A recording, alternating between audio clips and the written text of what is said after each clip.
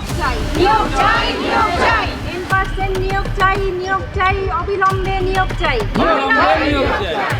আমরা listed candidate, আমাদের একটাই দাবি, আমাদের 1876 জনকেই নিয়োগপত্র দিতে হবে। চাকরিতে 90% যেখানে রিক্রুট হয়ে গেল, তারা প্রায় 1.5-2 বছর চাকরি করে ফেললো, সেখানে একইভাবে পাশ করে ইন্টারভিউ দিয়ে আমরা কেন এইভাবে বসে থাকবো? আমরা তো সব দিক থেকে যোগ্য, কিন্তু আমাদের কেন নিয়োগ নেই? এতদিন তো অর্ধেক পেটা খেয়ে ঘুরে বেড়াচ্ছি, তাহলে এখন আমরা না খেয়ে বসে থাকবো? মানে এই যে আমরা এসেছি, মানে কত কষ্ট করে, হয়তো আমাদের দেখা গেল যে মাসের শেষে আমাদের টান পড়বে। ভেরিফিকেশন হয়ে যাওয়ার প্রায় 2.5 বছর পর্যন্ত কী কারণে এই চেয়ারম্যান ঘুমিয়ে রয়েছেন, তার ঘুম কেন জাগছে না, কেন সরকার সেই ঘুমকে জাগাতে চাইছেন না, তবে আমরা এর শেষ দেখে ছাড়বো। 90%-এর ক্যান্ডিডেট যারা, তারা 1.5 বছর চাকরি করছে। আমাদের কিছু পার্শ্ব শিক্ষক বন্ধু যারা ওয়ার্ক ফিজিক্যালে চাকরি করছে প্রায় 3 বছর হয়ে গেল, আমরা একই জায়গায় থেকে রিজার্ভেশন করে 2.5 বছরের মতো ভেরিফিকেশন কমপ্লিট করে কি কারণে আমাদের নিয়োগ দিচ্ছে না? নরক যন্ত্রণার জন্য আজকে আমরা আসছি। চেয়ারম্যানের লাভ কি এখন সেটা তো আমরা জানি না, কিন্তু চেয়ারম্যান নিয়োগ করছে না আমাদের কাছে। আমাদের যে ভাইবাটা নেওয়ার দরকার, সেই ভাইবাটা উনি চেয়ারম্যান নিতে পারেননি। আমরা জানি যে আমাদের দাবি কিভাবে আদায় করে নিয়ে আসতে হয়, সেক্ষেত্রে আইনগতভাবে আমাদের যেতে হবে, আমরা যাব। সেক্ষেত্রে আমরা আরও এখানে যে একতা দেখছেন তার থেকে আরও ভয়াবহ স্ট্রেংথ নিয়ে 1876 জন নিয়ে আমরা কলকাতার রাজপথে অনশনে বসবো। আজকের এই মিছিলটা মূলত কি নিয়ে, বিষয়বস্তুটা কি? আমরা আপার প্রাইমারির 10% প্যারা টিচার। 2014 সালে আমাদের প্রথম নোটিফিকেশন বের হয়, 2015 সালে আমরা পরীক্ষা দিই, 16 সালে রেজাল্ট বের হয়, তারপরে 19 সালে একবার ভেরিফিকেশন হয়ে গেছে, ইন্টারভিউ হয়েছিল, সেই প্যানেলে আমরা ছিলাম, তো কোনো কারণবশত প্যানেলটা বাতিল হয়ে যায়।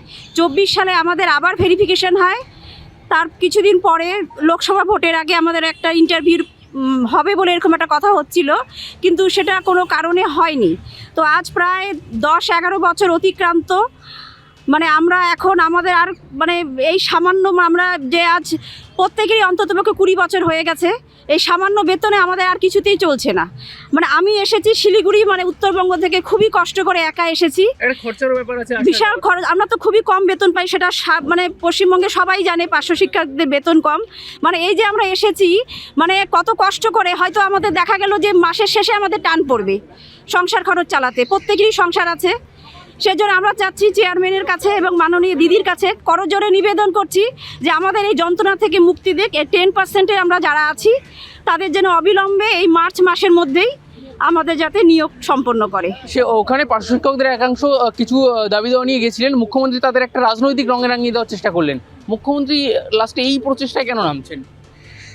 দেখুন, আপনার প্রশ্নটা খুবই সঙ্গত এবং যুক্তিসঙ্গত এই রাজনৈতিক পরিস্থিতিতে। প্রথম কথা যেটা, আজকে আমাদের যে জমায়েত, সেই জমায়েতটার সঙ্গে সাধারণ পার্শ্ব শিক্ষকদের এই বিষয়টার সঙ্গে যুক্ত নয়।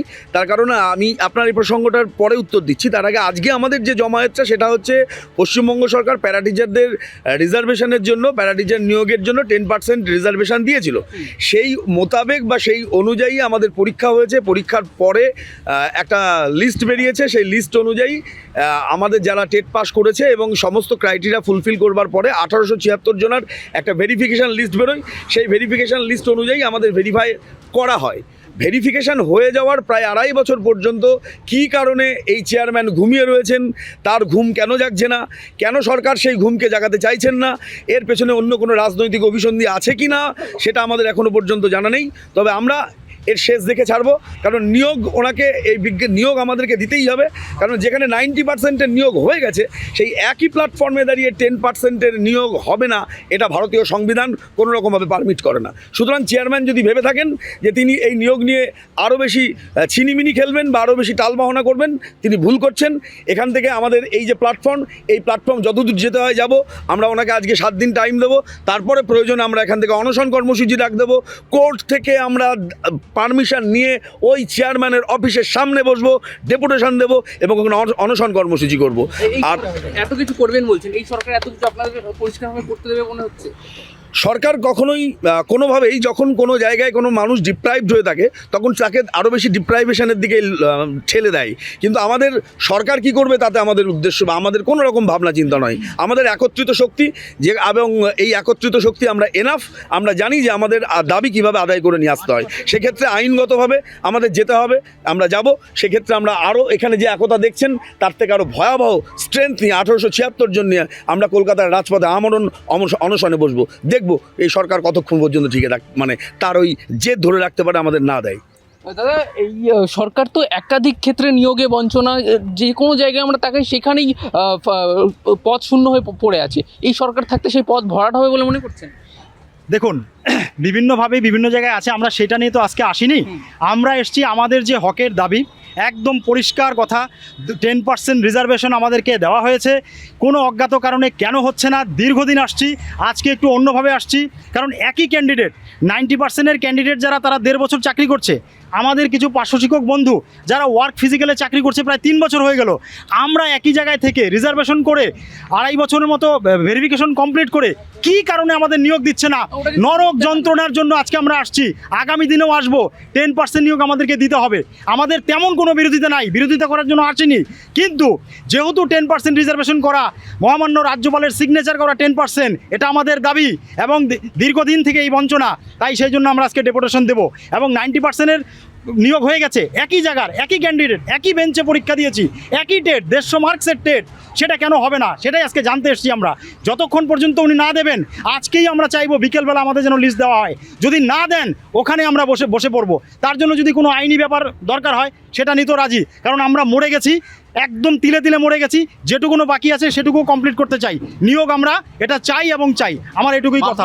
এবং মার্চ মাসের মধ্যে নিয়োগ চাই, মার্চ মাসের মধ্যে নিয়োগ চাই, করতেই হবে। আমরা আর কতদিন জুড়ে থাকবো? সেই 16 থেকে 26 10টা বছর আমরা চলছি। ভাইবা নোটিফিকেশন দিয়েও সেই নোটিফিকেশন পোস্টপোন, ইলেকশন প্রোটোকল দেখিয়ে 2024 সালে 2রা এপ্রিল আমাদের ইন্টারভিউর জন্য ডেট দিয়েছিলেন, কিন্তু এখনও কোনো সারা শব্দ নেই। সেই জন্য আমরা চাইছি খুব তাড়াতাড়ি, অর্থাৎ মার্চ মাসের মধ্যে যাতে আমাদের নিয়োগ হয়, সেইটার জন্য আমরা রাজ্য সরকারের কাছে এবং আমার মাননীয় দিদি আমাদের মমতা ব্যানার্জি মহাশয়ের কাছে এটা আমাদের সকলের পক্ষ থেকে অনুরোধ থাকবে। এই দাবিটা কতদিন ধরে চলছে? এই দাবিটা অ্যাকচুয়ালি 2010 সালে যখন সরকার পরিবর্তন হয়, তখন মমতা বন্দ্যোপাধ্যায়, আমাদের মুখ্যমন্ত্রী, আমাদের দিদি প্যারা টিচারদের জন্য যাতে তাড়াতাড়ি ওরা চাকরি পেয়ে যায় এবং পার্মানেন্ট জায়গায় চলে আসে, সেই কারণেই কিন্তু 10% সংরক্ষণ উনি 1.5 দশক ধরে এই বিষয়টা চলছে, রিজার্ভ করে দিয়েছেন। তারপরে প্রথম পরীক্ষা হয় 2016 সালে, 11 সালেও কিন্তু অনেক প্যারা টিচার দিদির এই 10% রিজার্ভেশনে চাকরি পেয়ে গেছে। সেকেন্ড পরীক্ষা হয় 2016 সালে, 16 সালেও 90% জব হয়ে গেল, রিক্রুটমেন্ট হয়ে গেল অনেক তালবাহানা করে। কিন্তু 10% যে আমাদের মুখ্যমন্ত্রী প্যারা টিচারদের জন্য দিয়েছে, সেই 10%টা এখন পর্যন্ত চেয়ারম্যান আটকে রেখেছে। কী কারণে আটকে রেখেছে জানি না, কারণ 2024 সালে চেয়ারম্যান কিন্তু আমাদের ভাইবার নোটিশ দিয়েছে। তারপরে ইলেকশন ঘোষণার পর সময় চেয়ারম্যান পরিষ্কার বলে যে ইলেকশন থাকাকালীন এই ভাইবা এখন নেওয়া যাচ্ছে না। কিন্তু ইলেকশন 2024-এর লোকসভা ইলেকশন শেষ হয়ে গেছে, তারপরেও চেয়ারম্যান এই নিয়োগটাকে আটকে রেখে দিয়েছে, এখন পর্যন্ত ভাইবা নেয়নি। চেয়ারম্যানের লাভ কি এখন সেটা তো আমরা জানি না, কিন্তু চেয়ারম্যান নিয়োগ করছে না আমাদের কাছে। আমাদের যে ভাইবাটা নেওয়ার দরকার, সেই ভাইবাটা উনি চেয়ারম্যান নিতে পারেননি। কারণ সরকার তো কখনো ভাইবা নিতে আসবেন না, নিলে আমাদের ভাইবাটা কে নেবে? কমিশন নেবে। তার মানে কি আমরা কার কাছে যাব? কমিশনের কাছে যাব।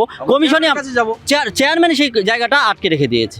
দিদি, এই কমিশনের এতটা অসহযোগিতা কেন আপনাদের সঙ্গে?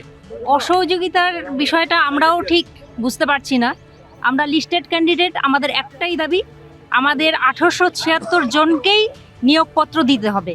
নিয়োগপত্র আমাদের চাই। আমরা এত বছর ধরে ওয়েট করে আসছি, আমরা আর ধৈর্য রাখতে পারছি না। সময়টা কতদিন ধরে ওয়েট করছি? 16 মোটামুটি 11 সাল থেকে, 11 সালের তো অনেক ক্যান্ডিডেট রয়েছে এখানে লিস্টেড আছে, তো এই নিয়োগই হয়নি। তারপরে আর হ্যাঁ, আমরা এতদিন ধরেই বঞ্চিত। তা বঞ্চিতদের নিয়োগটা অবিলম্বে আমরা চাইছি, 10% নিয়োগটা আমরা অবিলম্বে চাইছি। 10% একই চাকরিতে 90% যেখানে রিক্রুট হয়ে গেল, তারা প্রায় 1.5-2 বছর চাকরি করে ফেললো, সেখানে একইভাবে পাশ করে ইন্টারভিউ দিয়ে আমরা কেন এইভাবে বসে থাকবো? সেটাই এখানেও আমরা তো সব দিক থেকে যোগ্য, আমরা তো সব দিক থেকে যোগ্য, কিন্তু আমাদের কেন নিয়োগ নেই? ওনাদের নিয়োগ হতে পারে, আমরা নিয়োগ হতে পারি না।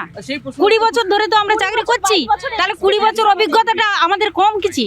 সেই প্রশ্নের উত্তর খুঁজতে গিয়ে সেই প্রশ্নের উত্তর খুঁজতে গিয়ে আমরা এখানে রাজপথে হাজির হয়েছি। আমাদের 10% নিয়োগ দিতেই হবে, এই মার্চের মধ্যে আমাদের নিয়োগ করতেই হবে। যদি না নিয়োগ করে তাহলে আমরা রাজপথে বসে থাকবো, অনশন করব। এতদিন তো অর্ধেক পেটা খেয়ে ঘুরে বেড়াচ্ছি, তাহলে এখন আমরা না খেয়ে বসে থাকবো? দিদি কিংবা চেয়ারম্যান যদি আমাদের কিছু না করেন তাহলে আমরা রাজপথে বসে থাকবো। আমাদের নিয়োগ দিতেই হবে, 10% নিয়োগ দিতেই হবে, এটাই আমাদের মূল কথা, মার্চের মধ্যেই দিতে হবে।